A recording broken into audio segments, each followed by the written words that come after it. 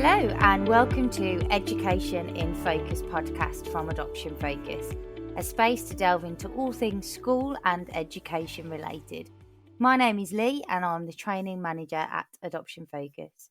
The education of our children is a real passion of mine, and so it's a privilege for me to be joined by two of our education experts here at Adoption Focus, Jason Gilman-Hughes and Lisa Biggs.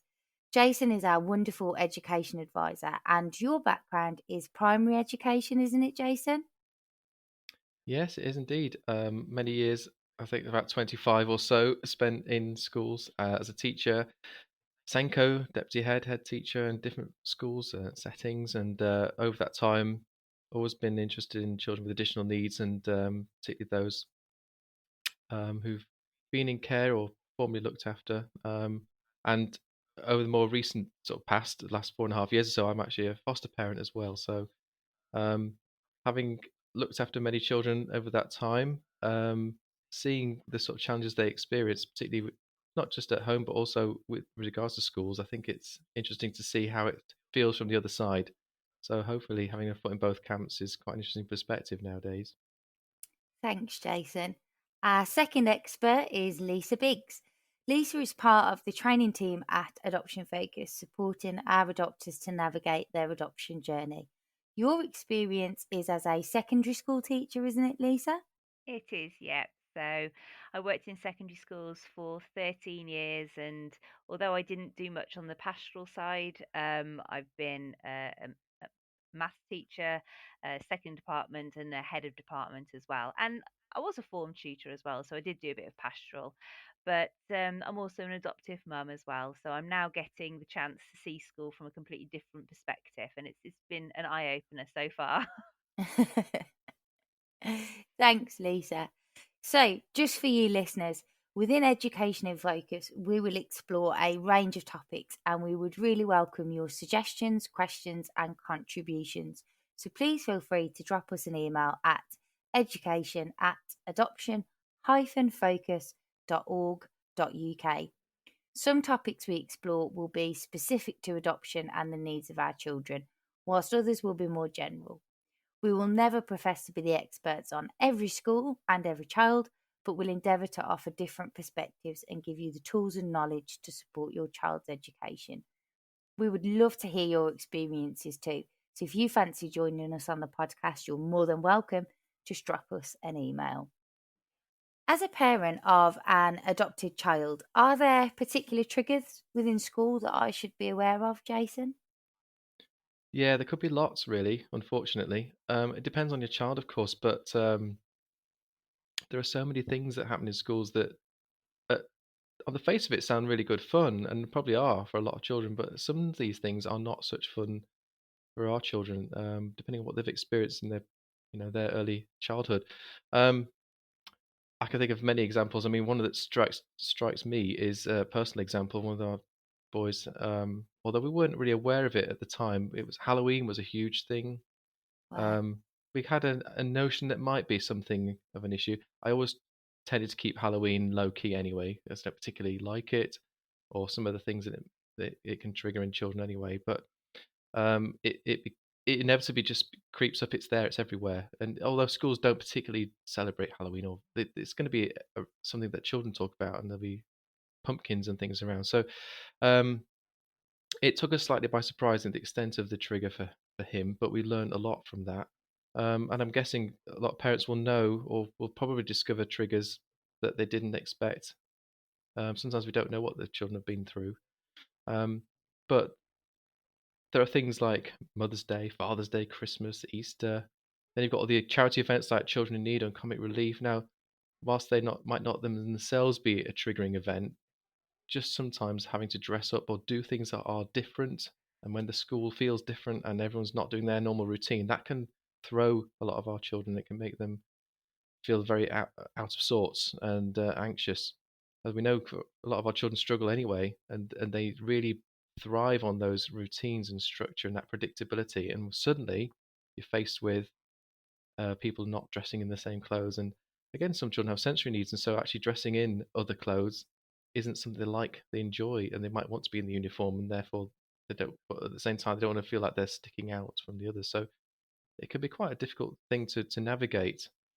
Um, so I think the classic or the critical thing to do is really make sure your communication with the school is good, and if you are aware of things that might trigger your child, I think you've got to get in there first and be proactive. I think because often the things go wrong when schools weren't aware, or they're a bit clumsy perhaps and hadn't, although they kind of knew there were things that your child might be sensitive to. There's so much going on that they forgot something simple, and as a result, it's made things difficult. The child then become distressed and it's dysregulated, and it could just make things a bit awkward. But there are lots of positives. I mean, at the same time, I can think of many examples where, for us, the school did a great job. Um, we did say there were certain things we knew that might be difficult, and we always had conversations around Father's Day and Mother's Day and how should we handle that. And I was very pleased the school actually took the time to ring us sometimes and ask questions and say, "Got this thing coming up." And for example, Christmas last year, the Christmas show. One of our children had never seen a Christmas show, never experienced one, and didn't know what to expect. So rather than throwing him in at the deep end and making it really unmanageable, they asked us what we thought might be manageable for him, because even a busy classroom for him was difficult. So a stage and music and dancing and blah blah blah and costumes, all it just would have been overwhelming. And actually, we came up with a plan that we felt would work, and it meant that he could still enjoy some of it and still be part of things, but not overwhelmed. And I think the school were relieved that we weren't saying, "Oh, we want him to be on stage and we want to come and sit at the audience and wipe away a tear as our little angels sort of being a shepherd or something," because you might have dreamed of that. It might be one of those moments that parents really crave, Yeah. but sometimes it's not realistic. It's not for us, it's for them. And we've got to remember who is it for, because we came to the conclusion that, well, this Christmas event is for him, not for me.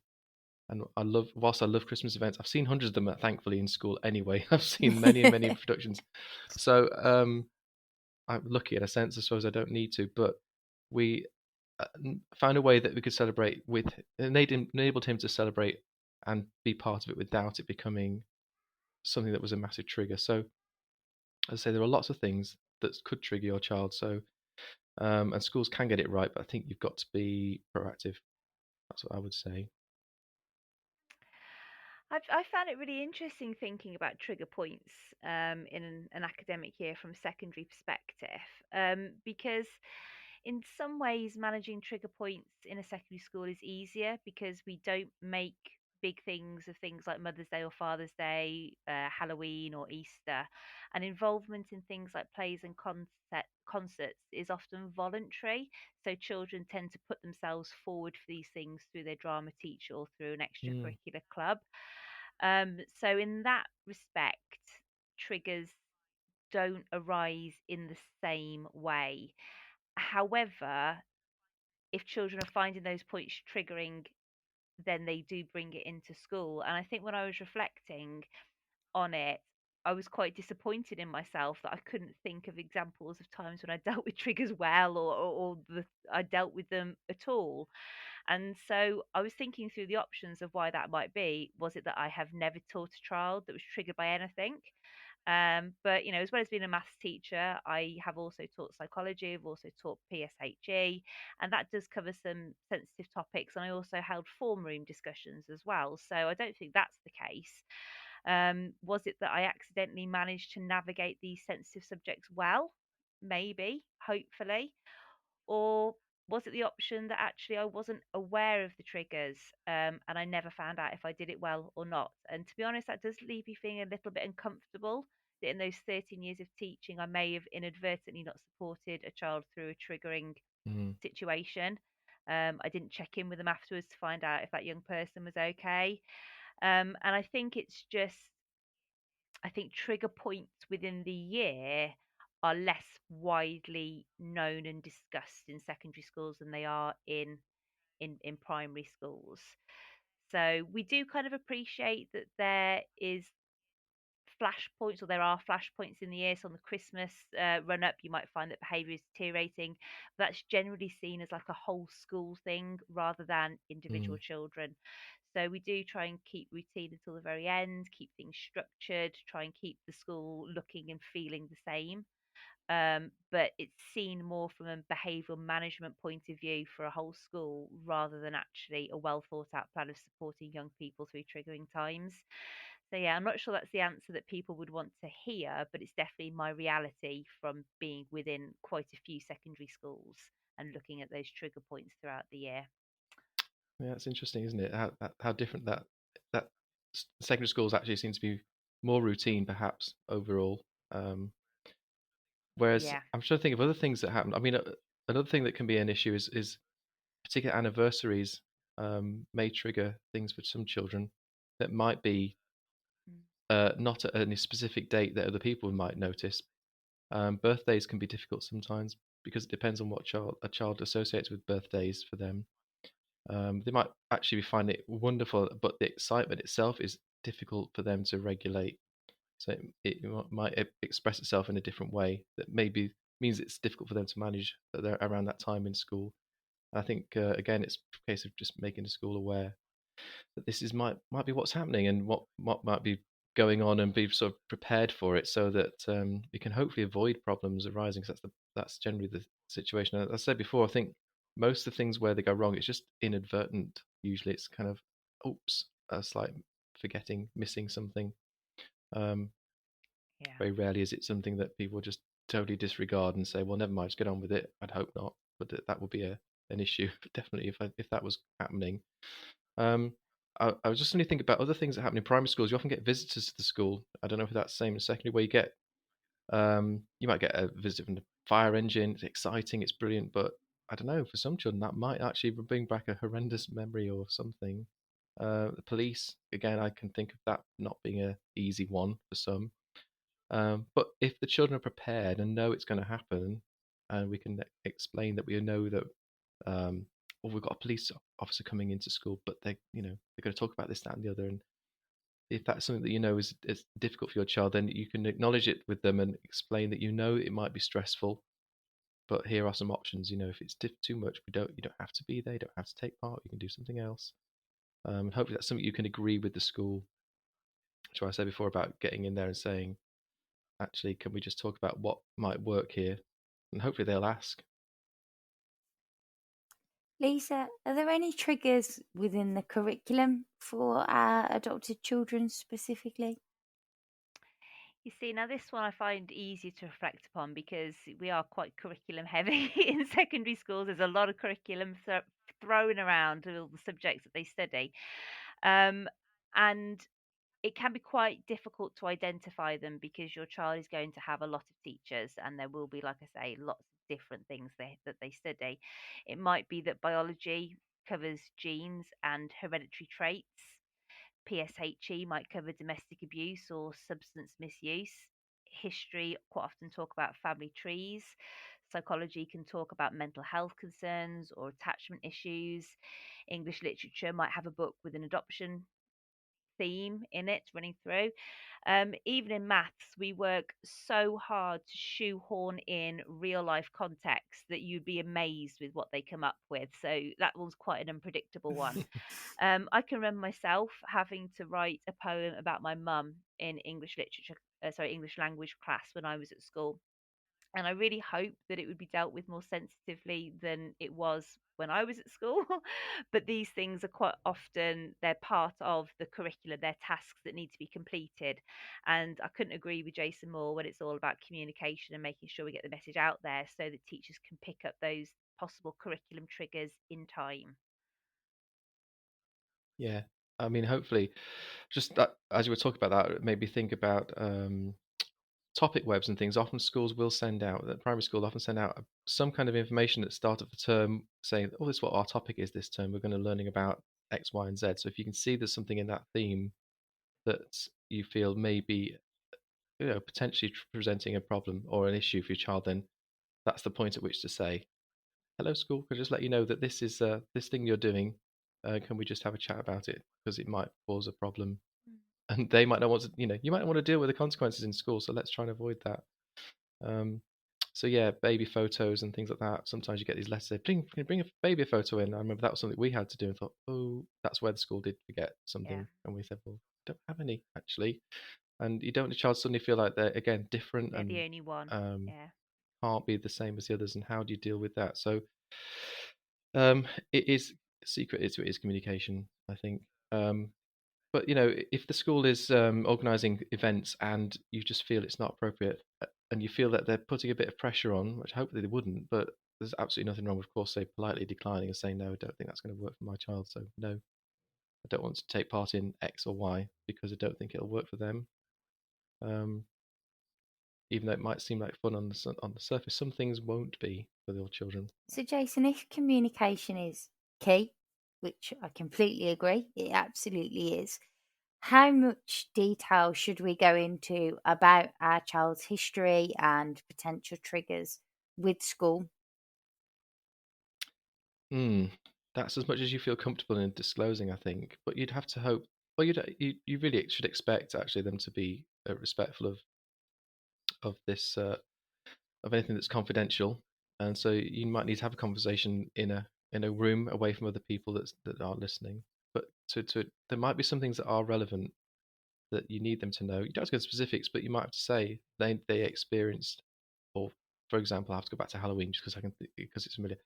Halloween, I know that they were exposed to, for example, unpleasant videos that were far above their age limit, that left them emotionally scarred because they're constantly having flashbacks, or they were told there were monsters hiding in here or whatever, and actually made to believe it. So, um, just be, and the school might not be able to do much about things like Halloween because it isn't something they necessarily teach or involved in, but it's just being able to manage it and saying, well, how can we help the child through this rocky period, and acknowledging it, and then sometimes and just giving that information to the school might just be what they need to help them understand where the child's coming from. So when the behaviours begin to express themselves, the staff can think, I know what this is coming from, and then maybe can use the right form of words to reassure the child. Say, look, I know that, let's say Halloween.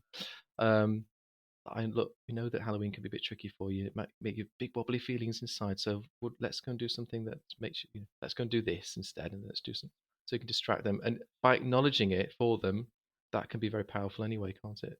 But if the staff aren't aware, they can't necessarily say that. They just say, "Oh dear, this looks a bit tricky," or "Come on, what are you doing? Stop being silly," which of course is not what's happening. And then that's when they start inadvertently saying the wrong things because they don't realise why the child's behaving in that particular way.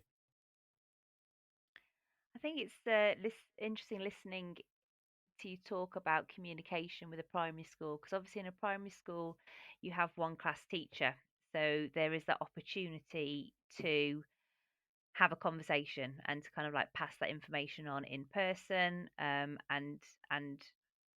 yeah, to be heard and to be able to convey what the triggers might be and how it might present.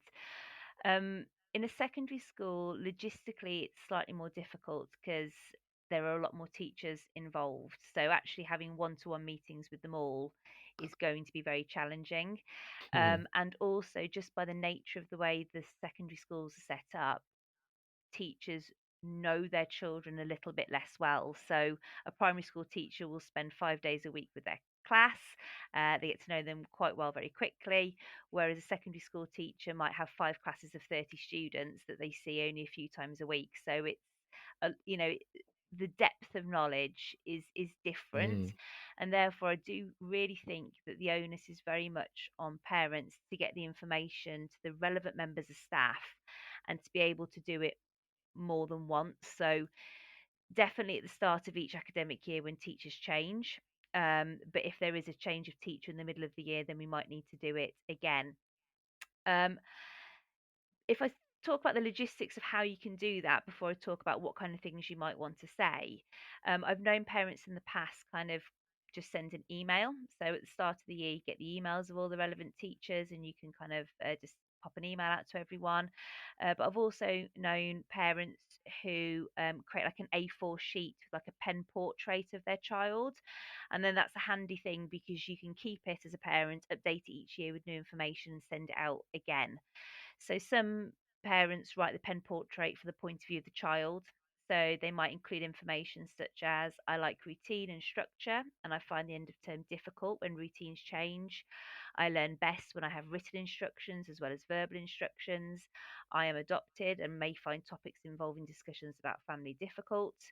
We write letters to my birth family in November and May, so these times of years might be hard. Domestic violence and substance misuse might be triggering for me. I have a good relationship with so and so in the art department and may need reminding to go and see her if I'm struggling. And if you have any concerns about the topics that are in the curriculum for this year, please email my mum beforehand. And then what the Hmm. teacher has then got is kind of an idea of a how they can support the child, but also times of the year or content within the curriculum that might be triggering. Um, I am aware that you might be wary about sharing that kind of information on a piece of paper or on an email, and obviously how much you divulge about your child's triggers are is entirely up to you and what you are comfortable with. You might not feel that that line about domestic violence and substance misuse is triggering for me needs to go to all teachers. Perhaps that might just be the form tutor and the PSHE tutor, for example, or maybe just a form tutor and then ask their advice on who else would need to know that in terms of curriculum content. But definitely doing something like that pen portrait and getting it out to the teachers quite quickly at the start of every academic year means that they have something to refer back to and something that they can kind of really anticipate potential trigger times, and also including things like finding structure and routine comforting will give them strategies that they can use. The other thing that might be useful to include is how your child presents when they are triggered or when they are struggling. So I just know from my daughter experience that if she's struggling with something, she actually regresses and she becomes a lot younger than her years, and she starts to play the fool a little bit. And to anyone who doesn't know her, they might not recognize that for what it is. They might just think she's playing the fool, she's acting the clown, she's trying to get some attention, she's maybe being a bit disruptive. Mm. But I know that's what she does when she's struggling to cope, or she's struggling with some information, or she's struggling with something that's happening around her.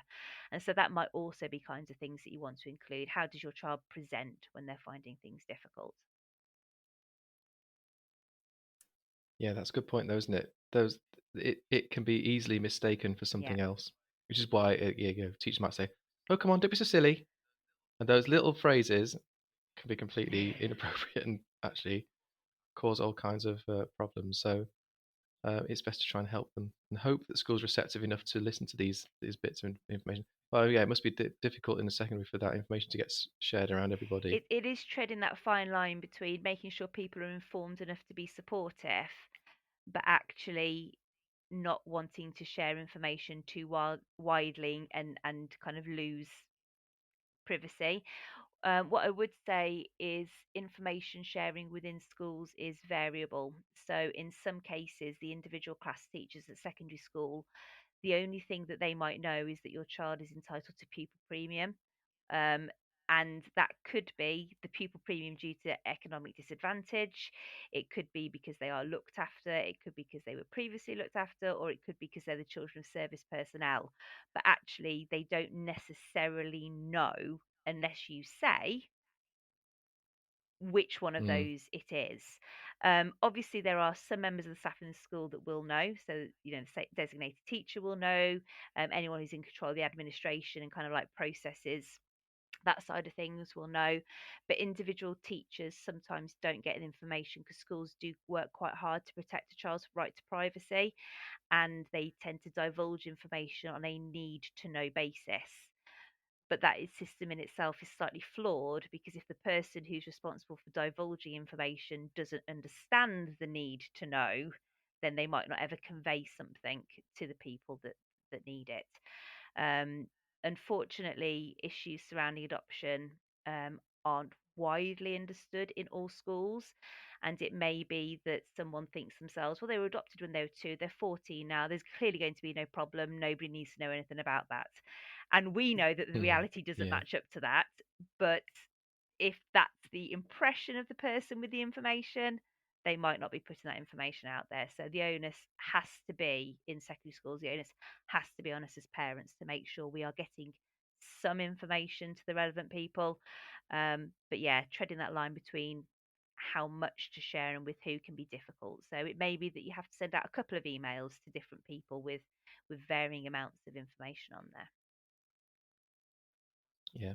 And I suppose one thing is that does give you a bit of a trail of accountability. If things are going wrong, then you can say, well, look, it's here in writing. I sent this information in, Yeah, and somebody is, if you've got an example where someone's just disregard that yeah. information, then, or claims not to have had it, then you've got some way of saying, well, actually, no, Yeah. that's not And quite actually, I've true. just been thinking about it. I've been saying to email quite a lot, and that's just thinking the logistics of getting the information to a lot of people. But actually, if you're really not comfortable with that, then the form tutor is probably a good person to speak to in person and get the information, and then ask them who needs to know what, who do I share this with, Mm, and how do we get that information to them.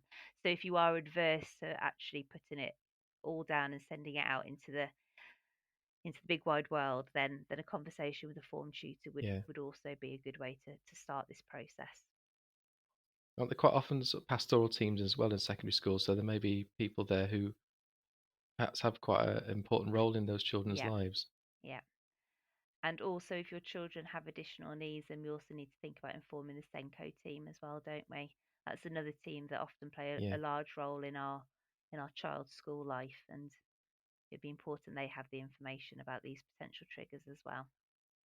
I think we've touched on a lot of this kind of throughout our chat, but I just wondered, as a parent, is there anything that I should definitely be doing if my child is struggling with being triggered a lot in school? That's a really good question. Unfortunately, some of our children do suffer a lot of triggers. They may be certain times of year, they may be curriculum based, it may be a whole host of things. And sometimes we have to acknowledge that we might not actually know what is triggering them. We can see the effects of it, but we can't see it. And it just comes back, I think, to that kind of that trying to pin it down and trying to communicate with it, but also sorry, communicate to the school, but also be willing to hear their side of it as well, because they may spot things that are triggering them in school. They may spot things that perhaps you're not seeing, or perhaps they're not clearly able to communicate to you when you're at home. So going back to that, communication is absolutely key. Jason also touched upon a point earlier, and it's about not being afraid to say no. If you are identifying things that are not working for your child in school, that they are finding continually triggering, then we are able to, as parents, say no. They won't take part in the class assembly. They are not going to be doing the lessons on domestic violence in PSHE. Yeah. They are not going to take part in the Christmas play.